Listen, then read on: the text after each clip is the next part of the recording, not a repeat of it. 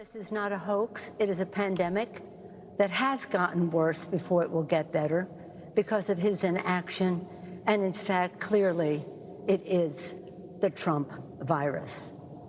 Well, what do you mean when you say the Trump virus? The Trump virus. If he had said months ago, let's wear masks, let's socially distance instead of having rallies and political whatever they were, then more people would have followed his lead. Wow. Well, town hall writer Katie Pavlich tweeted, I see Pelosi is allowed to call it the Trump virus, but President Trump isn't allowed to call it factually the China virus. A lot of double standards going on here. We'll discuss. Let's bring in political and economic commentator Trish Regan. Trish, great to see you as always. Good to see you, Lindsay. Good to see you, Sean.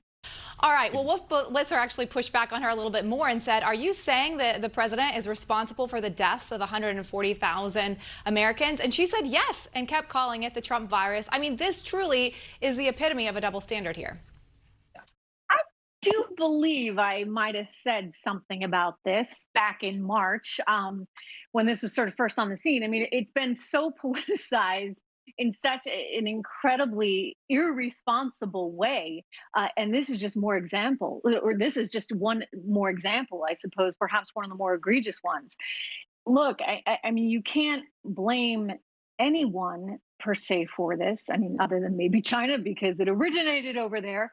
But, you know, to blame this on Trump and to accuse him effectively of killing people because he didn't push hard enough for masks, I'm sorry. I mean, it's just so beyond the beyond right now. The tone has gotten so miserable and so accusatory and so irresponsible. It is exactly what I warned of. They are going to blame him for everything, including this. You know, Trish, the thing that was fascinating to me in that exchange that we just played is Pelosi makes the charge, which you rightly so point out is, I mean, I don't even have words to describe how ridiculous that is, what she said. But then Wolf Blitzer says, well, what do you mean? And then just lets it go.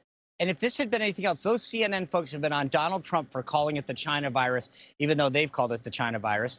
And they go after everything he says, and yet they just let her skate.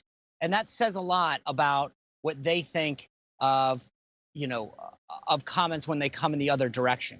Lindsay, yeah. I think that to me is such a double standard. They go after Trump and every one of his supporters for everything they say, Kayleigh McEnany and everyone else. But then when it happens to Pelosi, they let it go. Yeah. Trish, I mean, it's just, right. Go ahead. It's wild, right? I mean, no, but you're talking about the total double standard, right, in media. Forget journalism. Journalism effectively does not exist anymore. You have political factions, right? I mean, look, I believe in just calling it like you see it. And you know what? When you need to criticize Donald Trump because he says something that doesn't make any sense, one should do so. And by the way, when Nancy Pelosi says something that doesn't make any sense, one should criticize her, which we're doing right here, right now, as we should. I mean, the CNNs and the MSNBCs and the mainstream media, I mean, you can lump the New York Times in with this bunch too. There's such a total lack of responsibility, no appreciation effectively for their craft, right? For the willingness to kind of look at both sides and try and be objective and try and be fair. That doesn't matter anymore because they have an agenda. They want him out of office and they're going to give as much airtime and ink as they possibly can to anyone on the left, to anyone that will criticize him.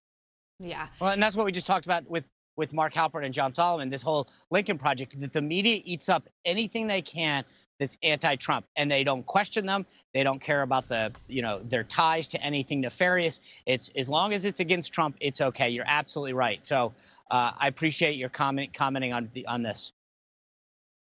Yeah, no, I feel strongly about it. I mean, look, you know, you got to call them like you see them, and yep. You try to leave some of your personal biases. Like, look, I get it. If you're working for the campaign, right, you have that bias and you should be talking your book, so to speak, as we say in economic circles.